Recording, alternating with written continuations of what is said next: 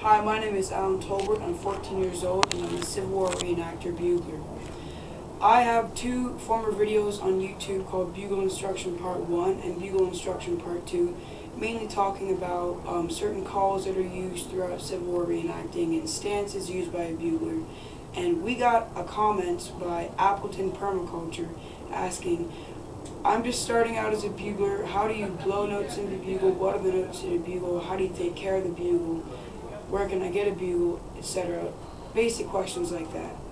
So Appleton Permaculture, we have made this video to answer your questions. My resume, a little bit of what I've done as a Civil War reenactor bugler. I'm playing with 3rd Maryland Company B, which is part of the Federal Volunteer Brigade, for about 3 years. I've played taps at Arlington National Cemetery next to the famous Civil War drummer boy, John Lincoln Clem. I've also won the Most Outstanding Musician Award at the National Civil War Field Music School. And I've also been on television on my local ABC news station for playing taps at Arlington. So Appleton Permaculture, your question of how to blow notes into the bugle. First, very important thing is embouchure. Now, embouchure is basically where you place the mouthpiece on your lips to play notes. Now, as I started out, I placed it with the top of the mouthpiece about right here. What you want is the top of the mouthpiece to be 2/3 above your lip and the bottom to be 1/3 below. So, mouthpiece 2/3 above, 1/3 below. So, it looks a little bit like this.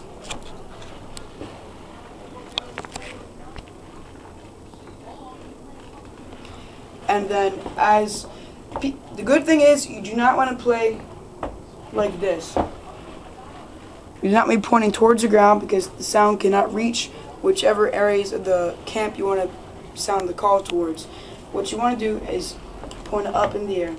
Now, playing straight out like this is not very good because the airflow is not as good, because your mouth, your throat, and the airflow would have to be less constricted to have it straight out. You always want to play with 2/3 above, 1/3 below, and slightly tilt your chin up. So if you're trying to play straight out like this, you end up like this. So you just want to, okay, so here's what you do to get the right embouchure.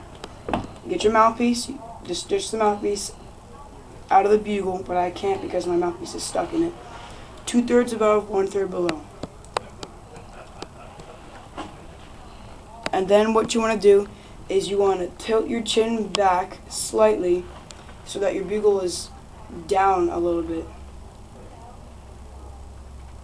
Like that. And if you want to play very high up in the air, like some marching bands at a certain point in their field show, they have to play up towards the stands. You do not want to be like this. You want to be like this. With like the angle from your mouth to the bugle should be like this, somewhat down. So if you're playing straight out, it should look like this. And to get a note into the bugle, I've heard some people saying that, oh, playing trumpet or tuba or trombone is easy because you just have to go. That's not what you do. What you do is you tighten the corners of your lips, and then you put the top and the bottom lip together and buzz.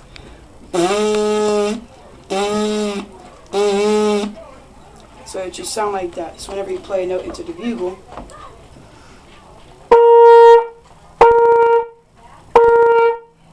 whenever you're starting out, it shouldn't sound that clear, but it should sound somewhat, not like, because some starting out trumpeters or buglers choke their airflow and they just play with their lips. You have to really use your diaphragm. I know that's like, well, how do I know I'm going to be using my diaphragm? You're not using just your lungs, but you're forcing air up. Just constantly forcing air up so that you have a constant nice airflow to keep it clean and it sounds good.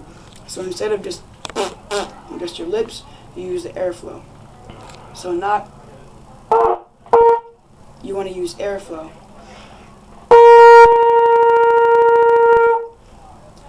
And then another question that Appleton Permaculture had was, what notes are on the bugle? Many spectators at events often ask me, is it hard to play the bugle because you don't have the keys on like you do have on the trumpet? There are 5 notes on the trumpet low C, low G, middle C, high E, and high G that you play without pushing down any keys. Whenever that happens, you're basically playing a bugle when you don't push down any keys, because then all it is just one long tube, which is basically what a bugle is. So it's no harder or no easier playing a bugle compared to a trumpet. So there's 5 notes on the bugle that every single Civil War reenactor uses, and they're the only ones that they use. I'm not saying that every single one is used in every call, but those are the only 5 that are used. There's low C, the lowest one that there is, low G, middle C, high E, and high G. So those are the 5 notes that you use. And there are 49 infantry calls, and of course I'm an infantry bugler because infantry, the sign of a Civil War infantry soldier would be blue. And of course I have blue lace along my jacket, along my coat. So 49 calls using those 5 notes. Where to get a bugle? I got this from a friend. It's in a Monty cross slice. I'm not exactly sure what some bugle makers are, but what I would do is if you start out reenacting, or if you're not, if you're in a school band, or if you're in a band, talk to the leader of your band, or to your band conductor, or to your company commander, if they're a musician, if there are any musicians at all in your group, and talk to them about where can I get a good bugle, or simply go to a music store and ask them. So I don't know much about where to get a bugle, but that's my best guess. Now, one question that I often get asked by spectators is, well, how do you get different notes in a bugle since there are no keys, which I addressed earlier that you do not need keys in a bugle. What you do is, I talked about airflow earlier. The higher notes you get, that you want to play, you force up more air, more and more air, and you must have a constant air supply at hand, or else you cannot play the high notes or any note at all. And as your notes go higher, you tighten the corners of your lips in more, because that constricts the airflow, which makes the sound go higher. So whenever I play low C, my airflow is good, it's constant, but it's not as quick, as more forceful air supply, and my corners of my lips are looser that whenever I play middle C or high E. And then it's instead of, and my lips are instead of here. Basically sum this up, the most important thing you can do about keeping your bugle's life extended is to care for your bugle. What I did with this leather hand grip, so that I wouldn't change the color of this tubing here. Also, clean your bugle. There's a certain tool that you have. It's like a brush. You can stick it in your mouthpiece. Just get it in and out, and it'll just clean it right up. Maybe get a brass polish and polish it over, and get spit out of it too. How you get spit out of it? You take the mouthpiece out, and you rotate it over and over and over.